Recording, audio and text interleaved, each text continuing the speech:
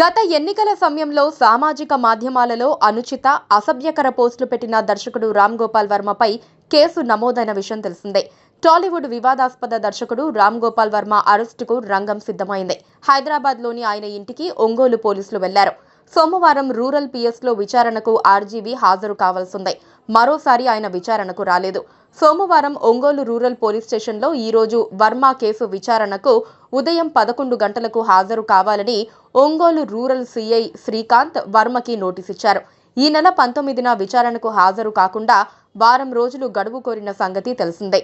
వర్మ విజ్ఞప్తి మేరకు వారం రోజులు గడువు ఇచ్చారు. ఈ రోజు కూడా విచారణకి హాజరు కావటం లేదని తన లాయర్ శ్రీనివాస్కి సమాచారం ఇచ్చారు వర్మ. దాంతో అరెస్ట్ చేసేందుకు పోలీసులు సిద్ధమయ్యారు. AP CM Chandrababu, deputy CM Pawan Kalyan, మంత్రి నారా లోకేష్ ఫోటోలు మార్ఫింగ్ చేసి ఎక్స్లో పోస్ట్ చేసిన కేసులో రామ్ గోపాల్ వర్మ విచారణ ఎదుర్కొంటున్నారు. పోలీసులు అరెస్ట్ చేస్తారనే ఆందోళన ఉంటే బెయిల్ పిటిషన్ దాఖలు చేసుకోవాలని సూచించింది. క్వాష్ పిటిషన్లో అరెస్టు నుంచి రక్షణ కల్పిస్తూ ఎలాంటి ఉత్తర్వులు ఇవ్వలేమని తేల్చి చెప్పింది. పోలీసుల ముందు హాజరయ్యేందుకు మరికొంత సమయం ఇవ్వాలన్న రామ్ గోపాల్ వర్మ తరపు న్యాయవాది అభ్యర్థనను తోసిపుచ్చింది.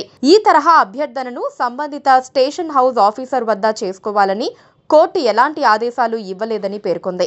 వ్యాజ్యంలో ప్రతివాదిగా ఉన్న ముత్తనపల్లి రామలింగయ్యకు నోటీసులు జారీ చేసింది. కౌంటర్ దాఖలు చేయాలని పోలీసులను ఆదేశిస్తూ విచారణను 2 వారాలకు వాయిదా వేసింది. పిటిషన్ను హైకోర్టు కొట్టివేయడంతో రామ్ గోపాల్ వర్మ విచారణకు హాజరు కావాల్సి ఉంది. Please